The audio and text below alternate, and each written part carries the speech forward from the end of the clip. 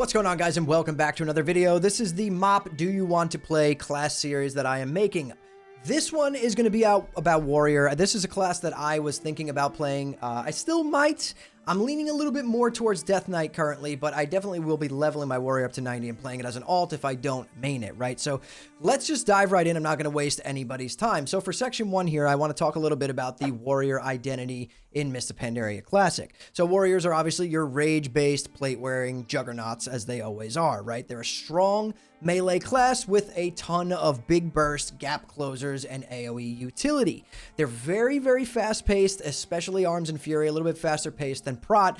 And when I say fast-paced, I mean like coming from like anyone from my audience, classic Andy's coming from like vanilla TBC style of Warrior.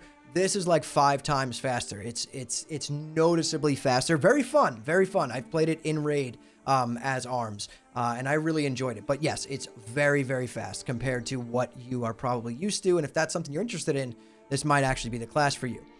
So they do have a well-defined niche in both PvE and PvP. They perform very well in both parts of the game. They have a bit of a improved class fantasy in MOP with better animations, and just everything they do is visually appealing. Like the sounds when you're hitting all your abilities, the animations swinging your weapons. I noticed when I was doing the raid that I was like, wow, this is like an actual serious upgrade. Like it feels really, really good. Not too much like going towards like, it's not like retail animations where it's like too flashy, but it's definitely different coming from, you know, most of my audience, which is you guys, you know, the classic Andes. Way different than that, and it is visually appealing, so I wanted to jot that down here in my list. So for this section here, we're going to go over all the major Warrior changes coming from Cataclysm to MOP, right? So the general Warrior changes are, you obviously have your new talent system overhaul. There's no more talent trees. You get one choice every 15 levels. You get active mitigation for tanks, so there's no more passive avoidance tanking, and your stances have been completely overhauled. So battle stance is rage generation on auto attacks, defense stance equals less damage taken, and this is obviously used for tanking as it always has been, minus in vanilla. Berserker stance is increased damage taken and dealt, and it has like a PvP niche use. Your rage system has been reworked as well. It's more consistent, so the way that you generate rage feels a little bit more consistent. It feels better. It's less dependent on crits. Heroic Strike is now off the GCD. It's off the global cooldown, so it feels a little bit faster and more fluid to use in your rotation. Some new abilities that you've gotten is Avatar, which is a cooldown that gives you a shitload of burst damage. You have Stormbolt, which is a ranged stun, and you have Second Wind, which gives you incredible self-healing. I remember back in the day playing original MOP, when you got a warrior low in arena, Second Wind would kick in, and the dude would just be healing his health back at an insane rate. So I can't wait to see what that's like this time around in arenas. Like Warrior might actually be my PvP character for MOP. Your defensive cooldowns have been redesigned. You have Shield Wall, Last Stand, and Rallying Cry, all now with distinct use cases. So let's talk a little bit first about the Arms Warrior, right? We'll give you the PvE and the PvP breakdown. So the overview is, this is your big hitting, controlled rage use, and strong cleave and AoE version of Warrior. It's less dependent on crits now, which makes it be more reliable in terms of just steady damage. For PvE, it's a very competitive DPS, especially in multi-target fights. It's slower than Fury, but brings insane utility like Rallying Cry and Skull Banner, right? As for their rotation, it feels pretty simple, especially when I played it. It felt very simple, but it felt punishing if you were rage starved. It was a weird like middle ground. I don't know, because we're not in like BIS gear on the beta, but for me it felt like it was extremely simple, and I felt rage starved a lot of the time. I'm sure that you know, changes and scales up with gear.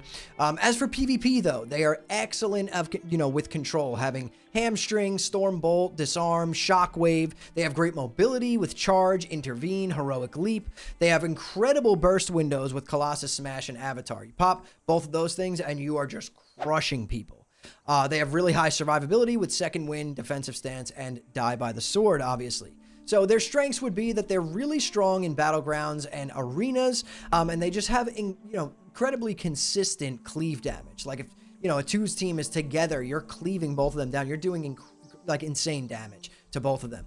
Their weaknesses, like I said before, rage, starvation if mismanaged. So I probably wasn't playing it optimally, because I played like a ton of different classes in the raid on the test weekends.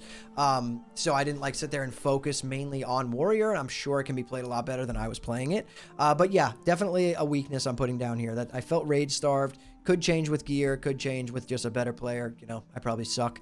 And they're definitely susceptible to, you know, CC chains in PvP. Talking a little bit about Fury. So Fury is obviously your dual wielding spec, you know, fast-paced, super aggressive type of gameplay, all about big crits, haste, and just maintaining uptimes. So PvE-wise, they're very, very strong single target and have incredible cleave DPS. They're very good.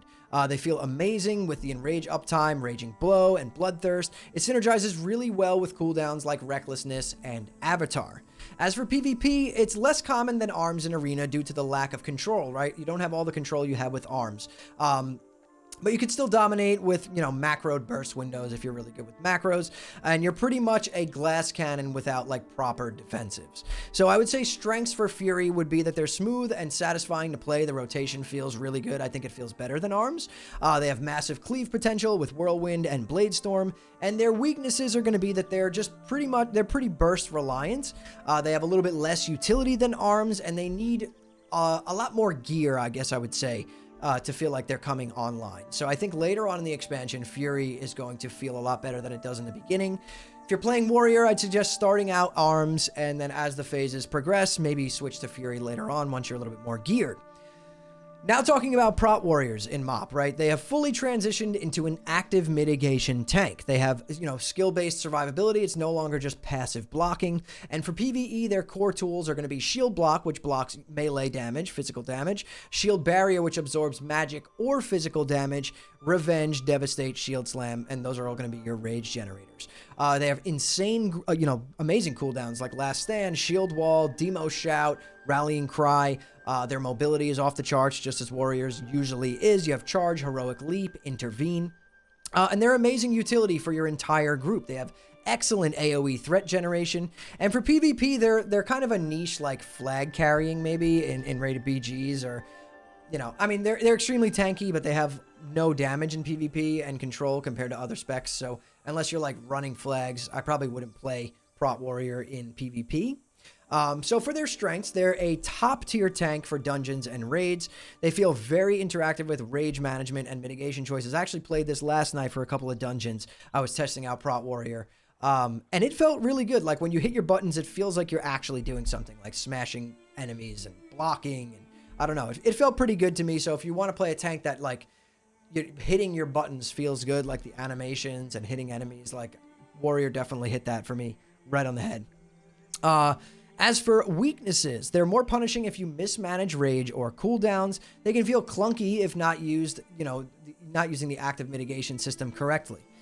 So for your talent choices and glyphs, we have some things I'd like to highlight here. In your first row of talents, you have Juggernaut versus Double Time for mobility. You have Enraged Regeneration or Second Wind for sustain in your second row. I'm going to just go down each row right here. You have Staggering Shout, Piercing Howl, Disrupting Shout for control, like either an interrupting shout, slowing shout, all that kind of stuff. Row 4 is going to be like your Blade Storm, your Shockwave, which is a massive AoE damage and stun, or Dragon Roar, which is really good AoE burst. And then row 5, 6, and 7, you have defensive and offensive cooldown choices like Avatar, Vigilance, etc. Going on down from that, we have Warrior in PvE rating, dungeons, and challenge modes. Arms for cleave-heavy fights. Fury for single target and smooth AoE when it's geared. Prot is extremely viable raid tank with strong cooldowns. Challenge modes, Prot Warrior is a solid tank with really, really incredible mobility. And Warriors just bring Rallying Cry, Mocking Banner, Skull Banner, a ton of utility that just gives you a lot of group value to whatever you're doing, right? So to answer the question, should you play Warrior in MOP Classic? If you want to be like your typical Warrior, like frontliner, just bashing people down and stuff like that, this might be the class for you. It does still play like that. The pros are that it does have a really high skill ceiling, so if you're someone who likes getting good at something, this class will definitely reward you for that. It has a really rewarding feeling rotation. It's very mobile. It has a strong PvP presence in MOP, and just great utility. Just a great class all around in MOP. And then the cons would be like you have to get pretty good at rage management, cooldown. They're definitely dependent on their cooldowns. So knowing when to and not use your cooldowns is going to be pretty important for you if you're playing warrior. And they have some gear reliant specs like Fury for the most part. You know, once you're geared, Fury will be good. Early on with no gear, Fury is going to kind of suck ass. But warrior is not an easy class, but it's incredibly satisfying to play if you want to learn it and get good at it. So that's it. I'm not a warrior pro. I want to make that known. If I made any mistakes in this video, also want to make it known, I am not a MOP guru. I'm just researching information on the internet. I'm just as excited to play this as you guys are. So yeah, I apologize if I made any mistakes. I tried my best to fully dive into this and understand everything, and then write my lists and things like that. So correct me in the comments if I made any mistakes, but again, I apologize. If you enjoyed the video and I convinced you to maybe play a warrior or convinced you not to play a warrior, hit that like button. Follow me over on Twitch and Kick. I stream on both nowadays. I will post links down below. Twitch, I stream in 2K. Kick, you get way less ads. So they have pros and cons to each one. You know, Kick, I stream in 1080p. They don't allow 2K. But either way, I'll post that down below. We stream Monday through Friday, 8 p.m. Eastern time. Sometimes I take a night or two off throughout the week, depending on what I'm doing. But either way, guys, subscribe to the channel if you love WoW Classic. Turn on those post notifications so you don't miss the next time I post a video. And that's pretty much it. Thank you all so much for watching and listening in. I'll see you all in the next one.